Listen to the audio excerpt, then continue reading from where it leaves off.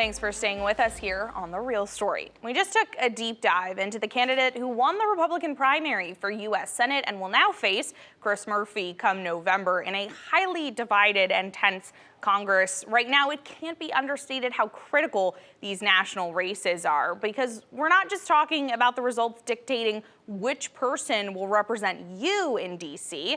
These races and the strength of the candidates facing these longtime incumbents will have a big impact on the balance of power. The Republican majority in the House right now razor thin, with several vacancies and non-returning members adding to the battle for leadership. One of those races, Connecticut's 4th congressional district. Republicans in the southwestern corner of the state chose Greenwich doctor Michael Goldstein to go up against Representative Jim Himes. Goldstein ran against Bob McGuffey, the state's Tea Party leader. A doctor and lawyer, Goldstein has been running as a, quote, physician with a vision, focusing largely on healthcare policy and costs, along with calling a hard line on crime enforcement. He'll be on the ballot challenging Representative Himes' 15 years in the House. Himes has made a name for himself on Capitol Hill, particularly with foreign affairs and U.S. intelligence.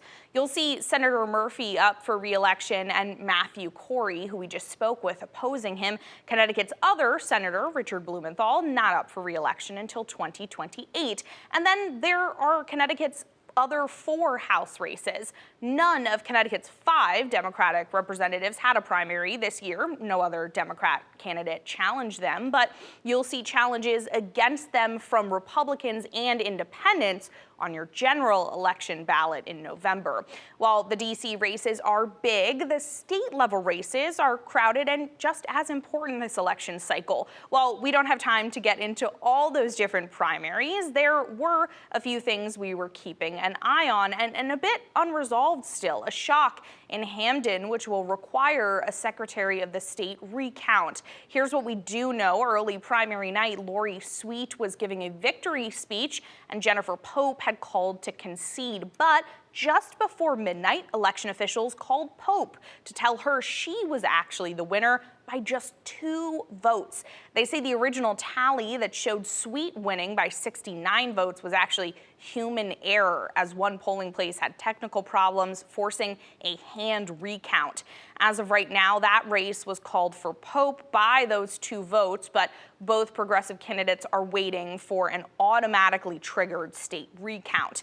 And in Stamford, backlash continuing after State Representative Annabelle Figueroa made an anti-Semitic comment in an online interview. Speaking about Hispanic representation, she said, quote, "We can't permit a person who is of Jewish origin to represent our community. It's impossible," end quote. She's now lost her primary to Jonathan Jacobson, the non-incumbent who received massive grassroots support and the party endorsement. While she officially won't get a chance to go back to the state capitol this year, Democrats in Stamford and really across the state are now calling for her to step down even sooner.